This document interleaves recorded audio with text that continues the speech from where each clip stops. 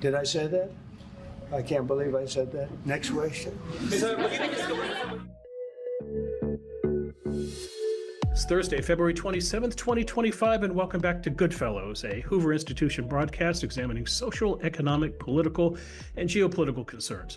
I'm Bill Whalen. I'm a Hoover Distinguished Policy Fellow. I'll be your moderator today, joined by our full complement of Goodfellows, as we like to call them. That would include the historian Sir Neil Ferguson, the economist John Cochrane, and former Presidential National Security Advisor Lieutenant General H.R. McMaster.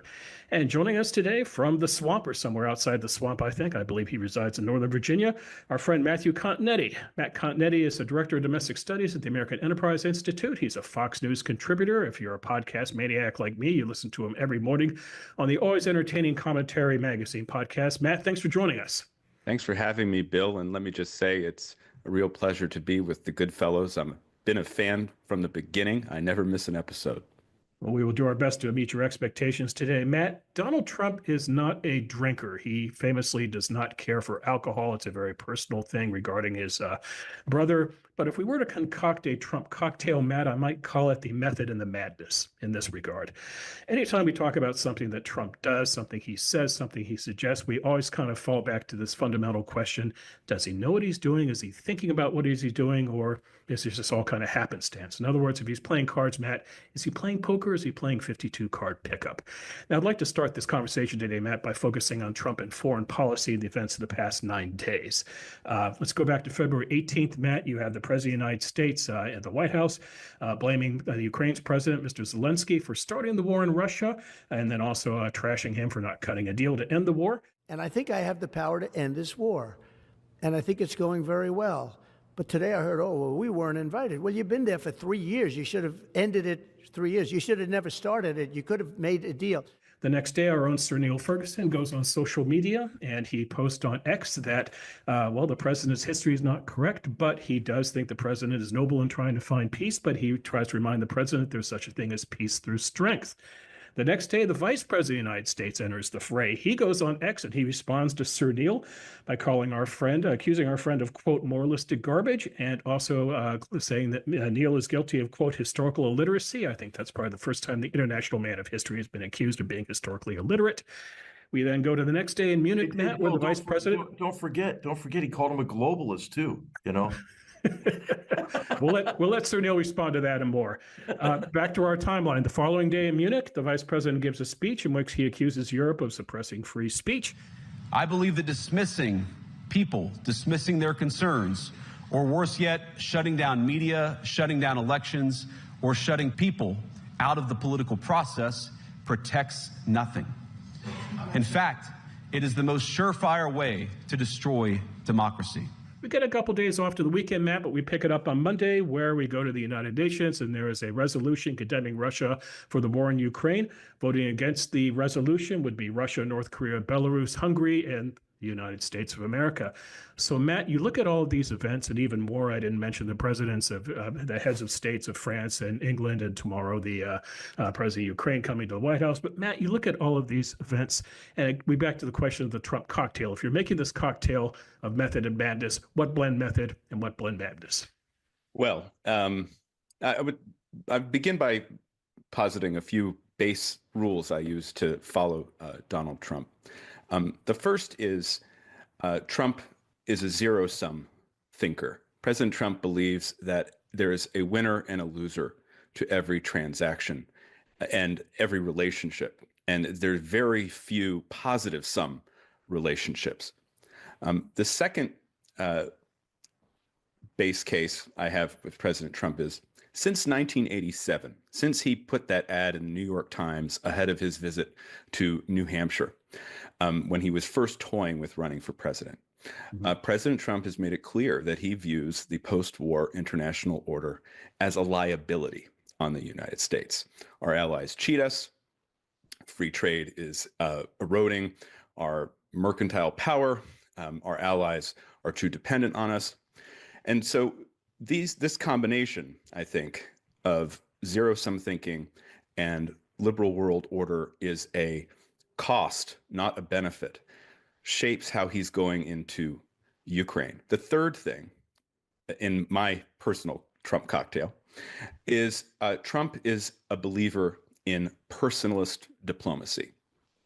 Everything depends on how he gets along with the person on the other side of the table. So famously, we had very good US-Japan relations during the first term because of his relationship with Abe Shinzo, the Japanese prime minister. On the other hand, we had very poor US-German relations during the first term because of his hatred, I think it's fair to say, of Angela Merkel. So when I see what's happened with Ukraine over the past week or so, I see all three things at work. One is Trump has looked at Europe as not doing enough for its defense. We're the loser in that relationship because we're providing defense for Europe, which is free riding on us. He looks and he sees this liberal world order, open borders, free trade, American internationalism as something he wants to revise, and now he's in a position to revise it. And lastly, I don't think he's interacted very well with Zelensky, or Zelensky has not behaved as leaders who have been studying Trump whispering for the past 4 years try to behave, try to get into Trump's good graces, try to kind of put ideas in his head that are favorable to their power, to their own states and their powers. And that has led to the breakdown, I think, that we saw in U.S.-Ukrainian relations last week. Just final thought. The other thing to keep in mind with Trump is he'll state an end goal, an end state he wants, but he rarely describes the means of how to get there. And because he rarely describes the means of how to get there, the path we take to any desired end state can often be viewed as madness, like you say, Bill. It can often be crazy. It can be 2 steps forward, 1 step back. It can be some digression into Neil Ferguson's globalist mentality. But when Trump succeeds, he reaches that end state. And I think in the case of Ukraine, the end state is an end to the war, some type of ceasefire. And the means of achieving that end are very messy, and they include this U.S.-Ukrainian mineral agreement, which is scheduled to be signed on February 28th. Mm-hmm. So, Neil? Well, I tried to make the point in response to some of the things President Trump said about Ukraine, that in the beginning of a negotiation, it seemed unwise to concede at least 2 of the things that the Russian government wants. One of them is to ensure that Ukraine does not join NATO. Another of them is to ensure that President Zelensky is delegitimized and ideally for Russia replaced. And so my comments were directed at the president's remarks about Ukraine, which seemed to me counterproductive ahead of a negotiation with Russia. Now, I've been a pretty supportive commentator on President Trump by the standards of most academics and historians. So I was a little surprised when Vice President Vance came after me with those somewhat unflattering descriptions. But I think we then had a good debate about the strategy. And I agree with much that Matt has said about Donald Trump. But Donald Trump's not king. He's president of the United States. And there are other people, including people that he's appointed, who are trying to manage the foreign policy of the United States. And they must all be somewhat stretched when they're approaching a negotiation, like the one Marco Rubio had with his Russian counterpart. And the president says something that doesn't, at least to my eyes, seem helpful. So the discussion that we had, I thought, was constructive and ended on a positive note. Vice President Vance said no concessions were being made to Russia. I said, great and good luck, because it's an enormously important negotiation. The war needs to end. The longer it goes on, the worse ultimately for Ukraine, which is, of course, substantially outmanned and outgunned.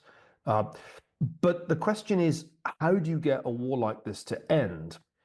Now, one thing that is interesting, and Matt Continetti alluded to it there, is the end state that Trump wants. I don't think that Trump is a war president. He's a trade war president. That became obvious in the first Trump term. And I do think it's important to understand him that way. In fact, he's been very dovish since his re-election, not only with respect to Russia, but also with respect to China and even Iran. The odd thing is, and here I'm cueing the one and only HR, there are very many hawkish people in his administration already. And it's odd that the president goes in one direction, which you could characterize as détente, with the authoritarian axis, while other members of the administration seem to be going in a quite different direction. As I see it, Matt, I'd be interested in your thoughts on this too. There are at least three different tendencies within this emergent national security team. One is the president, but then there are more hawkish figures in the NSC who are ready to take on the axis of authoritarians everywhere, including Eastern Europe, including the Middle East, and including, crucially, in Taiwan, in the Far East.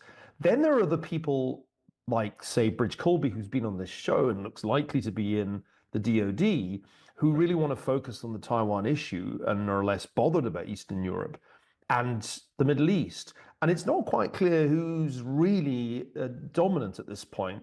One can assume that it's Trump, because he is, after all, president. But there are these other elements in the administration who don't seem entirely aligned with what he's doing. Anyway, HR, you're no stranger to the experience of trying to make national security strategy with Donald Trump as president.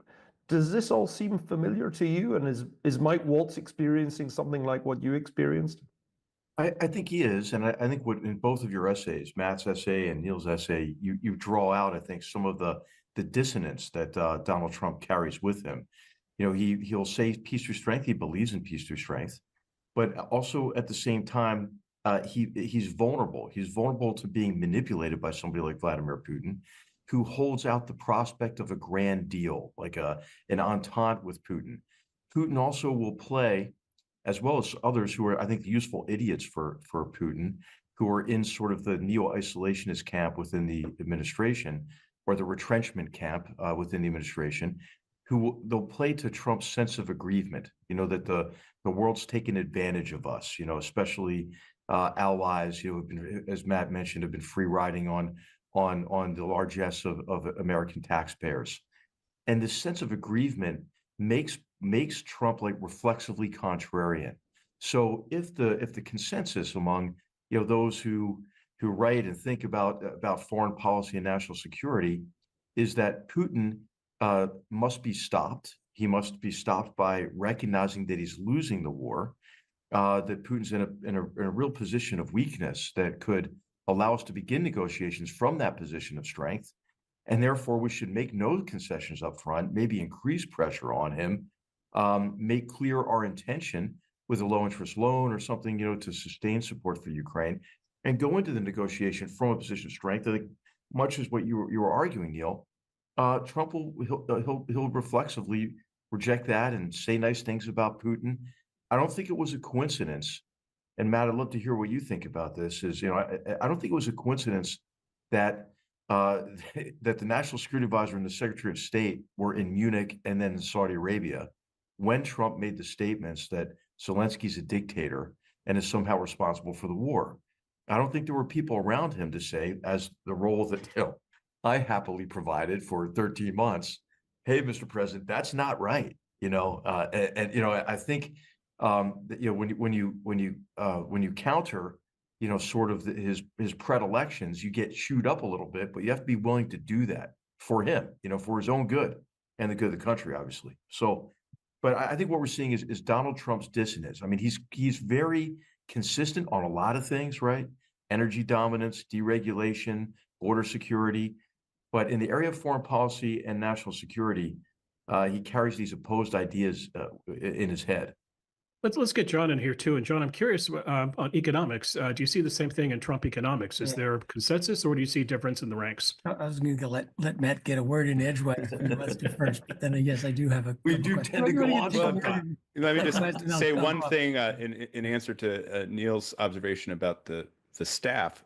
I do think there are fewer people in this administration who have both the stature and kind of the background to say to President Trump, Mr. President, think twice about saying X, Y, and Z.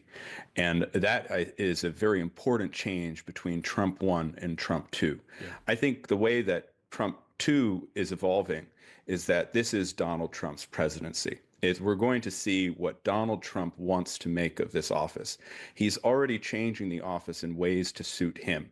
There was the statistic that came out that throughout the 4 years of Biden's presidency, he answered something like 300 questions or so from the press. And 1 month into Donald Trump's presidency, he's answered more than 1,400 questions from the press. He's again changing that office to suit himself as a communicator. And I also think because of the cabinet selections, because of the staff selections, these staff are being selected for communication skills and for loyalty and for the presence of mind to say, yes, Mr. President, if that's what you want, we're going to figure out a way to carry it out. And just finally, I do think that this administration, unlike Trump 1, has more critics of the liberal international order in important positions, more people in the national security space who are emerging from this MAGA institutional network that has been set up since Donald Trump first took office and really grew in strength during his 4 years of exile. And they're going to be in a position to say, all right, you want to achieve a ceasefire, Mr. President, we'll let you do your thing. We'll start this negotiation. It might, the bet we're going to try to, if we want to preserve American interests in Ukraine, we're going to have to formulate something that appeals to your instincts. And we're seeing it play out on Ukraine. We're seeing mixed signals when it comes to China. And my question is, too, how is this going to look when we turn to the growing threat from Iran in the coming months? Iran and China. Let me just pivot a little bit. It's too much fun to try to diagnose Donald Trump and what's he thinking and how does he work. I'd like to get back a little to the policy itself. I was really sad when it was announced because my view was Russia was kind of on the edge of collapse, and one more turn of the screw and we could have achieved a Bush 1, roll them right back to the border, and we don't live in a world anymore where you grab what you want. Well, it's not happening. There is, so the rhetoric is interesting, and I think we want to get a little bit past it. Talking hawkish and acting dovish as the past administration is a lot worse than talking dovish and then acting hawkish. So there's some hope that this comes out with something good, but I am a little worried about the rhetoric in two aspects. One, it's really sad when you're saying things that are blatantly untrue, and that you require people around you to say things that are blatantly untrue, which is what the last administration does too. Ukraine started it. No, Ukraine didn't start it. And that's a test of loyalty is something worrisome. And this is a question which eventually when I stop talking HR can get around to too. J.D. Vance said in that interview, this was an unwinnable war. No, it wasn't. NATO and Europe could have won this war in about 3 weeks to 3 days if they had wanted to. Russia's not too big. Russia's GDP is the size of Italy. Never before has the overwhelming preponderance of force been on our side if we wanted to use it. So there's another one that strikes me as basing it on things that are just fundamentally untrue, which is very dangerous rhetorically. But let's get to action. So I want to be economist. Suppose we get to the way I like to think about things. Let's get to the point that seems like where they want to go. Some sort of messy ceasefire with some sort of promises that no one intends to keep, just like the last 3 times we went through this. We've blown up NATO. Europeans can defend it if they want to. We're not going to defend it. So that kind of blows up NATO. How do other people react? So if you're European, I'll just do Europe and then you guys can do how does Xi Jinping react and how does the Iranians react? If you're European, what do you do in this circumstance? Option 1, start taking Russian lessons. Option 2, you need a European defense force, and you need it like yesterday. And that European defense force includes your own nuclear umbrella. So UK and France can start providing that and move that on out to Poland and Latvia, Lithuania, and Estonia if you want it. The European Defense Force, then, as Trump has said, you guys go fight in Ukraine. Maybe Ukraine should be part of the European Defense Force, and we're going to make this really seriously and get ready to actually fight if you want to defend Ukraine, and then Latvia, Lithuania, Estonia, Poland, and so forth. What else do you do if you're the Europeans? Well, if you're European, you don't really give a damn so much about what happens in Taiwan, and you're kind of pissed off by these 25% tariffs anyway. So I would say if you're Europe, you cozy up to China. And Europe still has all sorts of green fantasies. They want to import, let Chinese use their coal to make electric cars and windmills to import them to Europe.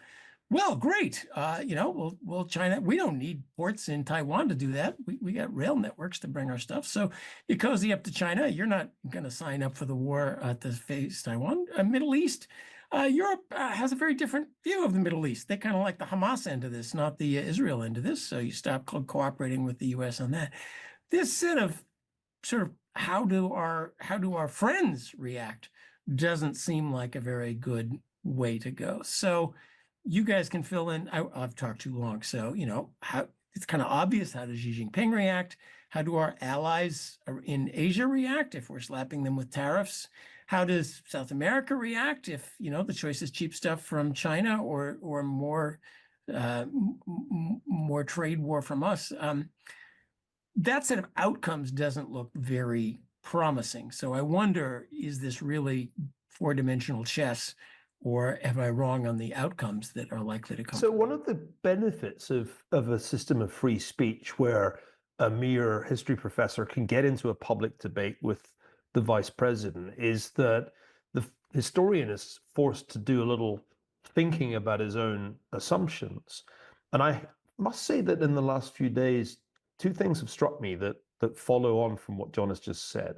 The first is that for 50 years, American presidents have tried to get the Europeans to pay a larger share of their own defense bill. And they've all failed until now. And finally, by the shocking tactics that he adopted last week, President Trump has got the Europeans to start thinking seriously about strategic autonomy instead of just talking about it. But if I may, Neil, he's got them to start actually, we're going to have to pay for this. But my saying, he who picks the bill chooses the restaurant. We may look back fondly at the days where we were the world's policeman for a mere 3% of GDP. Yeah. And if I could butt in, Neil, what does Germany's incoming chancellor mean when he suggests that Europe should achieve independence from the United States? Well, I spoke with Friedrich Merz back in July when he invited me to Berlin to give a lecture arguing for German rearmament.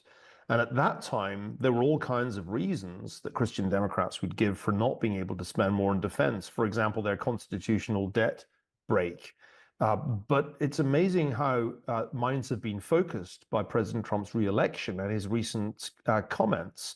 Suddenly, the Germans are going to increase their defense spending, even to relax the debt break, and there's going to be a European defense fund. And I think things are going to move much faster than we've been used to seeing in Europe, because it suddenly hit home that the commitment in the NATO treaty, Article 5 for mutual defense, is a contingent commitment the United States might choose not to honor. That focuses the mind. So I'm going to take the other side of this from you, John. I think it's probably been a good example of how, going back to Matt's point, how Trump's way of doing things produces shock and then outcomes that are in fact desirable.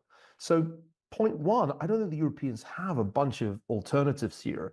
They're not about to, as you put it, learn Russian. They might attempt to improve relations with China, but they were already doing that anyway. So I begin to think that this was, going back to the cocktail metaphor, one of these drinks that when I first tasted it was disgusting, but on the third sip, it began to taste quite good. And so I'm going to be, somewhat self-critical and say, you know what? Vance is right. It's not 1990. And Ukraine is not Kuwait, and it's not it wasn't realistic of me to suggest that that's how we should think about this problem. No, but I wanted to say I agree with you entirely. This has very good outcome that the Europeans are finally going to take it seriously, but them taking it seriously means they take it in the direction they want to take it. So that's so be it. But that's great. Matt, here's a question for Matt. No, Okay. maybe it is, maybe it isn't. My epiphany of the last few days was, although the world sees President Trump as the big I am, the emperor, that's how, or the king, that's how he's characterized in the Financial Times, Der Spiegel, The Economist. I'm beginning to think that what lies behind this facade of braggadocio is a sense of American weakness. My argument in the Wall Street Journal that there's a debt problem because we're spending more on interest payments than on defense is part of the weakness that Donald Trump is conscious of. And the people advising him are saying, we can't afford to be supplying wars in Ukraine, conflicts in the Middle East, and be ready to cope if the Chinese take the initiative and push the envelope over Taiwan. So I've begun to think that what we're really seeing here is realism. That is a realistic assessment of the vulnerability of the American position. And when Vance snaps at me for being a globalist, what he's really trying to convey is, if you could know what we know about our state of military readiness globally, you'd be a lot more circumspect about what you said to Putin and Xi Jinping. So, Matt, is that how I should think about Trump, that behind the big I am, there's a sense of American weakness? There was always a Wizard of Oz quality to President Trump. And, I thought one telling tweet that occurred over the past week was this from Laura Ingraham, who said, we don't have the money, we don't have the troops, we don't have the defense industrial base, we don't have the political will. So how are we going to continue the Ukraine war? Now, again, it's not something that you want to say going into negotiations with Vladimir Putin, because one thing we all know is that every president since Putin took power has set out in their new administration to reset relationships with him and with his Russia, and they have all failed. And that will probably be the case with Donald Trump's second term. But there is a sense that America just simply doesn't have the capacity to continue in its world leadership role. And this has been growing over some time on the American right. And it's now been in a position where I think it can exert some influence over the administration. One way to think about this Trump administration is to say, this is the moment to restore what power America had before, to restore what leverage we have had over states like Iran, North Korea, China, Russia, the axis of aggressors. And that's why I think it's revealing to see where Trump sees the United States as having leverage. And that's particularly our economy.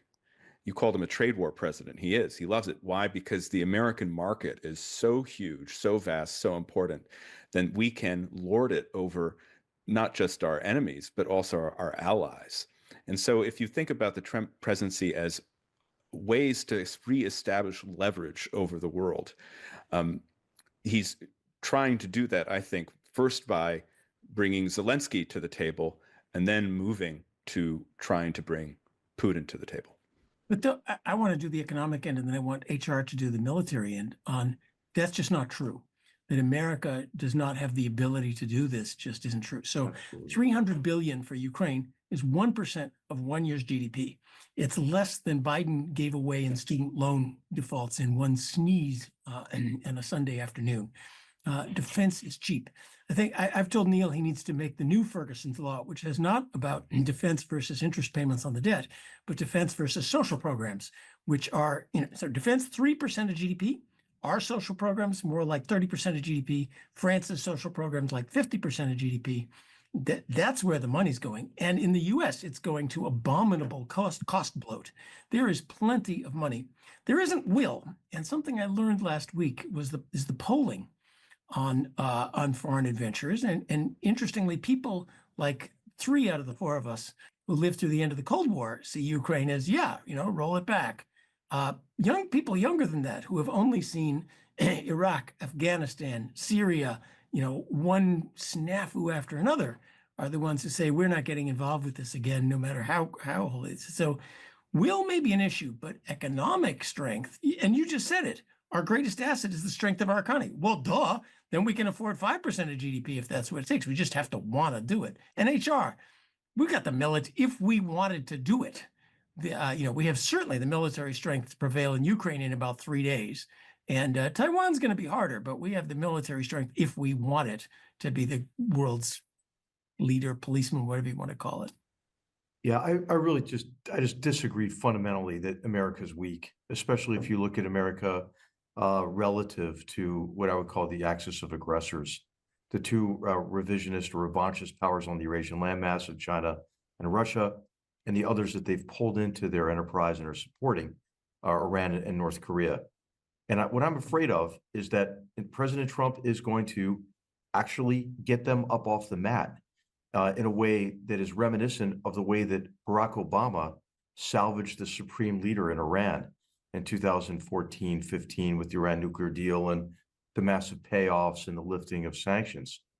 Trump is doing that. I mean, Trump, it was elected to make the American economy great again. He's doing wonders for the Russian economy at the moment in terms of its stock market, the revaluing of the ruble, resurgence of confidence there.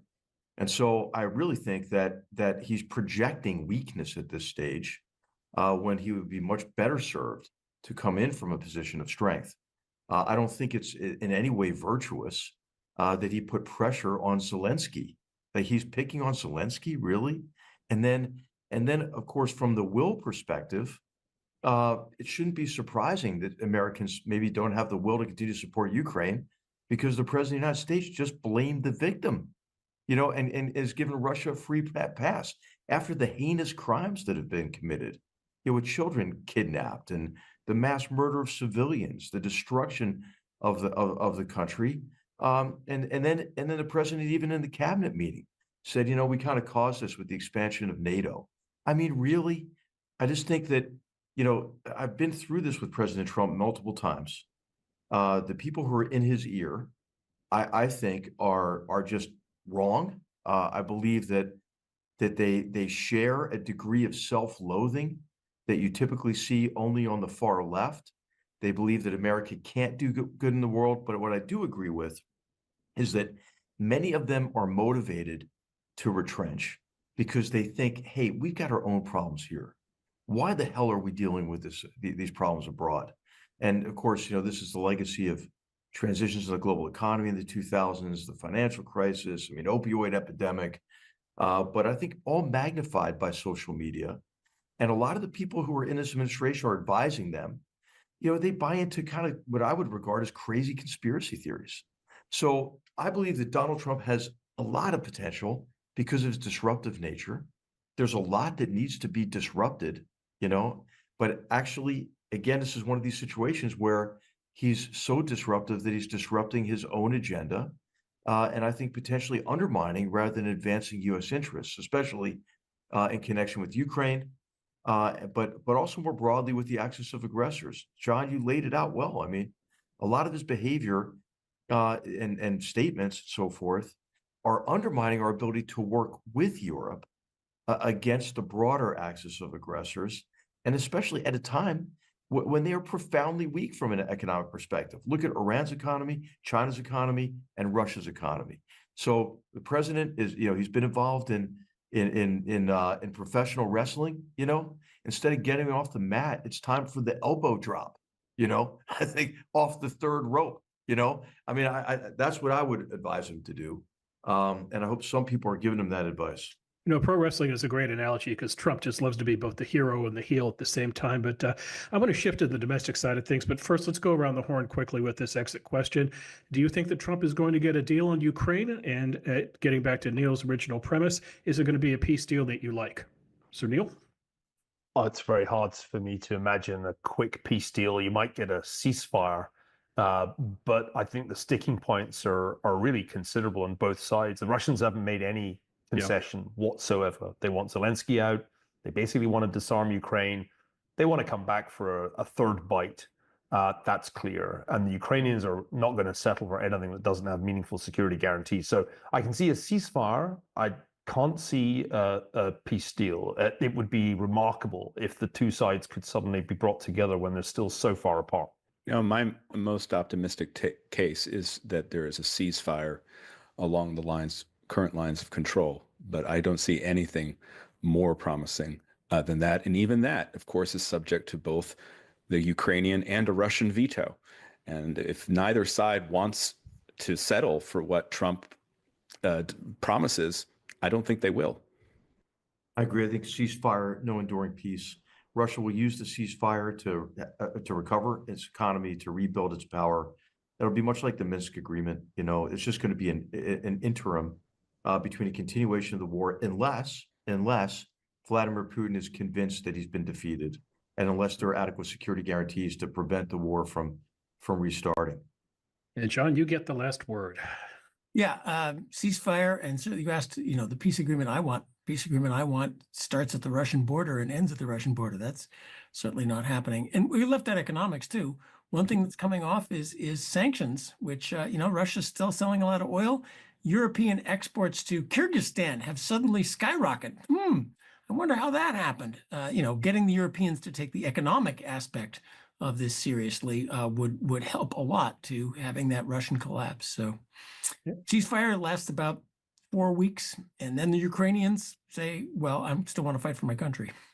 All right, John, let's stay with you. Let's go to the domestic side of things. Tomorrow is day 40 of the Trump presidency. I know if Matt Continetti, it must feel like 40 weeks or 40 months. Matt, a journalist friend of mine, said it's like you have not worked out for 4 years, and then suddenly you have to go to the gym and work out all day. And God, does my body hurt now trying to keep up with this pace. But John, 40 days and 40 nights of a Trump presidency, and like the Bible, it's been raining executive orders for 40 days and 40 nights. By my count, he has done about 72 so far, which is triple the 24 he did in 2017.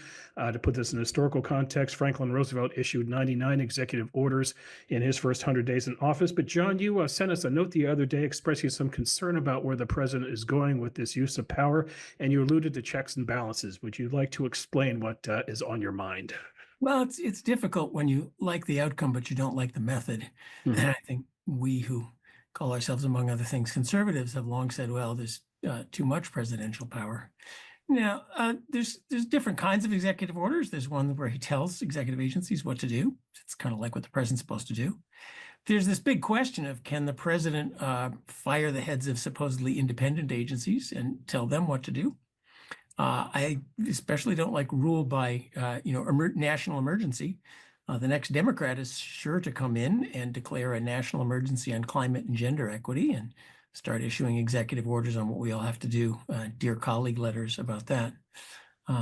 So that the method is worrisome because we don't elect a king every 4 years. The framers were very clear about this. We have checks and balances, a system designed to move slowly, to wait to make big changes until, not 51% voted in and shove it down the other 49%'s throat for a while, but substantial things. So that system worked well. Now it's trouble. It's not easy. There's this movement, which is very satisfying, the constitutional purity movement. Look, we have 3 branches of government, and the executive branch is run by the president, and so he should be able to tell everybody what to do. And that feels good in principle. You're kind of reading the original text and that legal thing, but. Is that really realistic? Congress shouldn't be writing the requirements for a pilot's license. We have independent agencies for a reason. And we sort of have evolved to a system of letting the agencies move slowly. The heads of agencies who are only removable slowly. It's kind of a checks and balances. Now, they're not accountable to anyone, which is the real problem. But on the other hand, just forget about constitutional niceties. Is it desirable that a president comes in and immediately fires everybody, puts in his own guys, canceled all the last executive orders, and puts in new ones? So I'm hungering for a way that has administrative agencies, has checks and balances and accountability of those, because right now they are unto themselves, but not just the president goes and does everything. So I'm on the fence on this one. And Matt, you've written about this. You probably have clearer ideas than I do. Where are we going?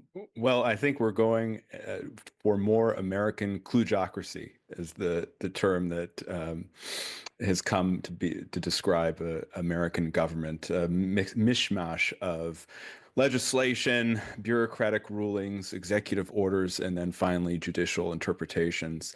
I do think that this conversation is complementary to our foreign policy conversation, because when I look at the right that has come to power with President Trump in his second term, I see a right that is very confident and very much interested in overturning what they see as the progressive revolution. Yes. By any means. That has a foreign policy dimension, which we talked about, but it also has a domestic policy dimension. And the right, over the past decade or so, has come to believe that Americans no longer exercise democratic rule over their government, that instead America is being run or managed by a series of unelected bureaucrats throughout this vast administrative state. And then Trump adds the conspiratorial twist of a deep state within that administrative state. And so when I see him come back to power and I see him issue all these executive orders, they're intended to empower Doge, right? It's all intended to rip up this administrative state that has been layered on going back a century, beginning with the Wilson presidency, right? And then each additional Democratic president, progressive president, builds more and more. So what's going to come of that is eventually very critical Supreme Court cases. I think one focusing more on the president's authority over these independent agencies, like you say, John, and another over the president's authority to impound spending. That is, how much authority does the president have over what Congress appropriates? Can he choose not to spend all of the money, right? And that, again, harkens back to an earlier presidency that has a connection to foreign policy as well. We were speaking on foreign policy about how many of Trump's moves may, to Neil and me at least, seem motivated by a sense of American weakness. Well, that was, as Neil Ferguson knows, that was the inspiration behind Kissingerian détente, which is America as a declining power had to make these moves vis-a-vis China and the Soviet Union. Well, the other part of Nixon-Kissinger administration was Nixon's desire to gain control over the bureaucracy that he inherited from LBJ. And that set up, of course, a series of crises and judicial rulings that eventually helped create the government we now have half a century later. So in some ways, not only is this war against progressivism happening, but we also have a return to kind of Nixon-era views of the world and of the federal government and the president's place in it. I completely agree with you, Matt. I've been calling Trump Richard Nixon's revenge, and point out to people that very early on, there was a meeting of minds between those two gentlemen, Richard Nixon and Donald Trump, in New York City. Their correspondence is very interesting. And I think Nixon is often in Trump's mind. As you say, there's the foreign policy dimension to it. America's overstretched, so we're going to be realists, and I'm going to go to Beijing and do a great big beautiful deal. Well, that's straight out of the Nixon playbook. And secondly, restore the imperial presidency. Arthur Schlesinger had the imperial presidency as a book at the height of Nixon's power in '72. And I think Donald Trump's vision is to get the presidency back to where it was in 1972, before the fall, before Watergate, which allowed, which was really a victory for the administrative state as well as for the Democrats and their allies in the media and the Department of Justice. So there's a lot of kind of payback here for the mid-1970s going on. And I think that's absolutely the right way to think about this, Richard Nixon's revenge. And I think it carries over, as Matt already alluded to the triangular diplomacy with Beijing and Moscow. The problem is the situation is fundamentally different. Xi Jinping and Vladimir Putin have declared their undying love for each other and the partnership with no limits. They're talking jointly about, changes like we haven't seen in a century. And, Xi Jinping turns and says, Vladimir, you and I are driving those changes. And what they're talking about is rewriting the rules of international discourse in favor of their authoritarian forms of government, and in China's case, it's mercantilist statist economic model. And I think what would be much more effective for advancing our interests would be to glue them together. Recognize you're not going to separate them. And the most important way to compete with China in the near term is to ensure that Russia is defeated in Ukraine. These are connected. I think what's happening is really kind of a myopic view of these competitions in many ways, in which they're looked at as discrete competitions that are not intertwined with one another, when in fact this axis is quite intertwined with one another. And it's really only, I think, through seeing it holistically that you can really take advantage of some of our competitive advantages. And when I say our, I mean the United States, Europe, Japan, and other like-minded countries. Back to what you had said. So I'm all for the results. I'm one of those who actually think the politicized bureaucracy was way too big, and what we saw in USAID, money going straight to political advocacy. Our government doesn't actually do anything; it just writes checks to various groups who then go on and do stuff that we have no idea what's going on. So blowing all that up was great, and the Dodgers are amazing.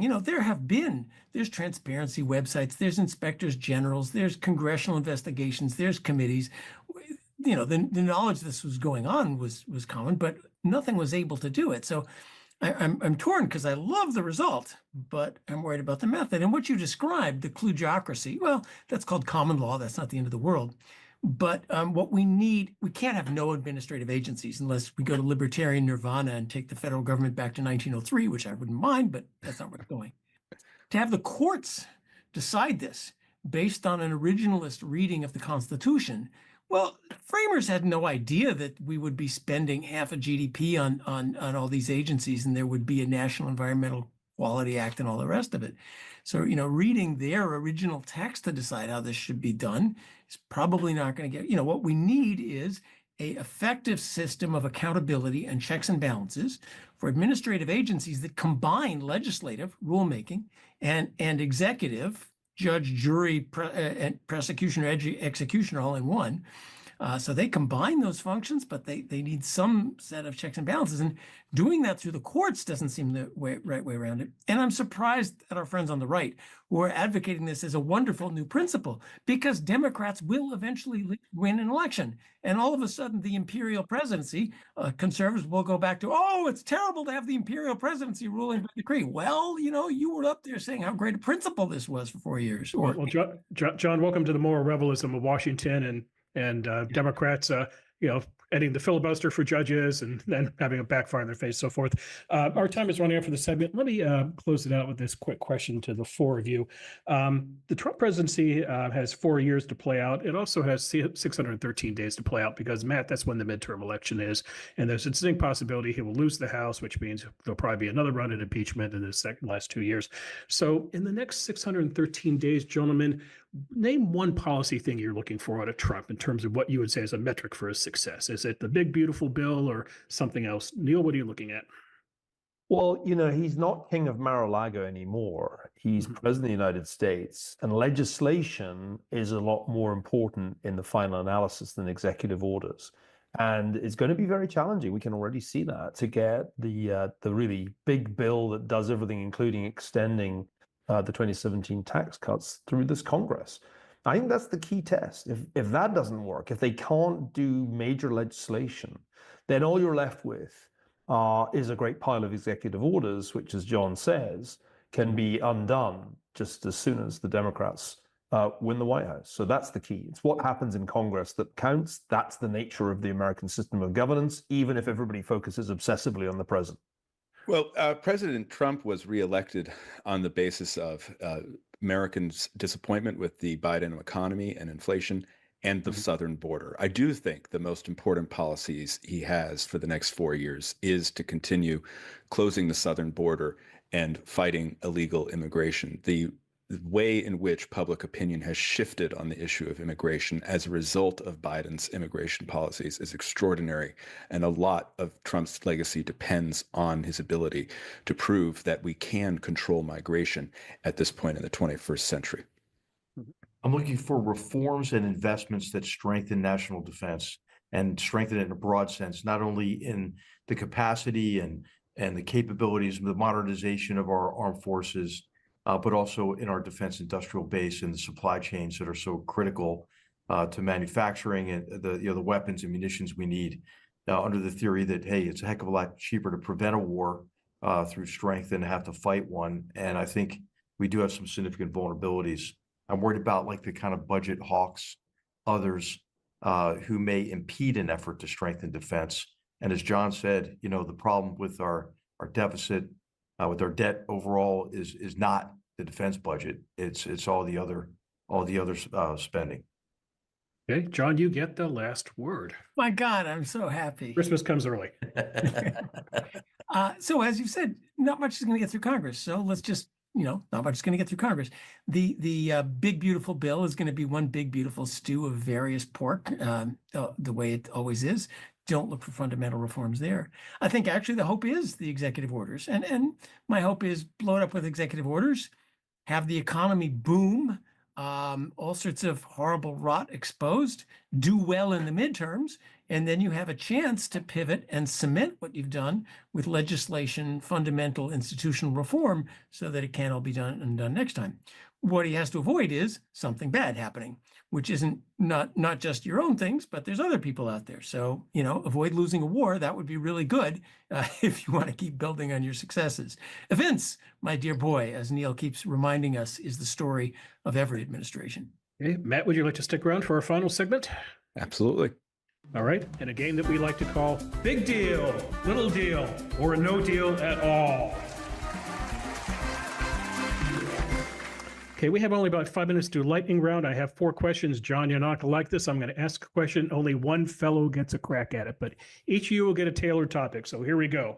Question 1, HR. Trump fires Air Force General C.Q. Brown, the chairman of the Joint Chiefs of Staff. Big deal, little deal, no deal at all. Yeah, I think it's a big deal. I mean, it's not unprecedented. I know it's lightning round. Let me be quick about this. I think there's a fundamental misunderstanding that generals don't make policy. I mean, I think it's important to understand that, and it was the civilian leadership in the Department of Defense that was pushing a lot of these reified philosophies that were inimical to combat effectiveness and the warrior ethos. I'm more concerned, as concerned at least, the firing of all of the judge advocate generals. Again, a misunderstanding. Judge advocate generals give advice, to commanders and leaders who are free to disregard it. And I think that there's a misunderstanding of really what it's going to take in the department to get the military, keep the military out of partisan politics and reverse, some of the damage that the Biden administration did. Okay. John, the president wants to pitch a $5 million gold card for permanent U.S. residency. Like American Express, he wants to upgrade from the green card to the gold card. Big deal, little deal, no deal at all. Nice deal could be a much better deal. So economists have long advocated the right way to handle immigration is charge 10 grand, 20 grand at the border and speak English, 20 grand at the border, no social services for 5 years. Come on in. We want people who come to the U.S., work, pay taxes, bail out our Social Security. And rationing it by money is a lot better than rationing it by the years it takes to stand in line now. There's not that many people with $5 million. And that brings in wealthy older people with money. I want younger people who can work and pay taxes. People with $5 million don't pay Social Security taxes because they're not working. They're living off their investments. So nice thing and a step in. Trump gets a lot of bad press about immigration, but he has said staple a green card to every STEM degree in the U.S. That's another step in this direction. So date but not marry yet. I think it's a good step in the right direction. Okay, so a nice deal. Nice but small. Matt Continetti, media vibe shift. The Washington Post parts ways with its editorial page editor, Jeff Bezos, saying he wants his paper to focus on, and I quote, personal liberties and free markets. Big deal, little deal, no deal at all. Big deal. Let freedom ring. I haven't heard news that's made me so excited in a long while. The idea that the defense of freedom and free markets won't be consigned to the Wall Street Journal editorial page and the New York Post, but we'll have another champion in the national debate is exhilarating to me. So very big deal. Are you going to sign up to be editor? They're looking for an editor. The application is in the mail. I was about to say Sir Neil Ferguson's media plate is pretty full, but H.R. McMaster is a board member of the Los Angeles Times. Grumpy economist, apply for the job. I take that's a no. I'm an economist. I'm not a journalist, and I value people for their expertise. Matt, that has hardly stopped a lot of people from posing as journalists. No, I thought economists were experts on everything, John. We play them on TV. I'm also very slow at writing. And our final question, it goes to Sir Neil Ferguson. He's not going to like this one, but it goes anyway. This week in Six Nations rugby action, England 16, Scotland 15.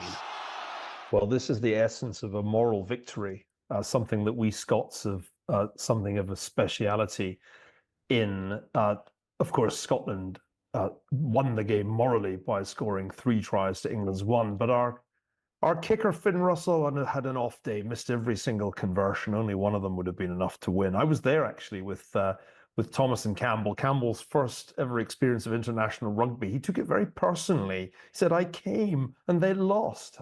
I said, "It wasn't your fault. We have to let them win occasionally. It's only fair." Sports is personal at that age, Neil. My 8-year-old grandnephew is a Philadelphia Eagles zealot, and he could not have been more over the moon than the Super Bowl, if you will.